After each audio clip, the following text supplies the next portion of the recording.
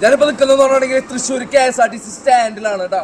നമ്മളിവിടെ നോക്കുകയാണെന്നുണ്ടെങ്കിൽ കുണ്ടും കുഴിയായിട്ട്, അതായത് എൻട്രൻസിലെ വളവിൻ്റെ അവിടെയാണുള്ളത്.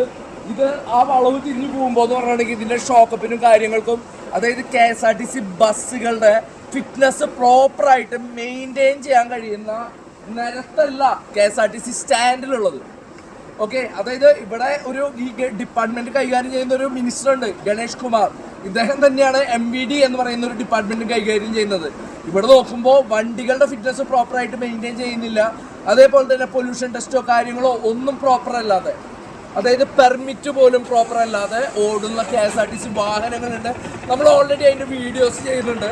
ഇപ്പോൾ ചെറിയ മഴ പെയ്യുമ്പോൾ പോലെ തന്നെ നോക്കിക്കോളൂ കേട്ടോ, ആ ബസ് പോകുമ്പോൾ നോക്കിക്കോളൂ, ആ ചെരിഞ്ഞ് അതിൻ്റെ ഷോക്കപ്പിനൊക്കെ കംപ്ലൈൻറ്റ് വരാവുന്ന രീതിയിൽ KSRTC ബസ്സുകളുടെ ഫിറ്റ്നസ് പ്രോപ്പറായിട്ട് മെയിൻറ്റെയിൻ ചെയ്യാൻ പറ്റാത്ത രീതിയിലാണ് ഇവിടുത്തെ KSRTC സ്റ്റാൻഡ് കിടക്കുന്നതെന്ന് ഓർമ്മിപ്പിച്ചുകൊണ്ട് ബൈ.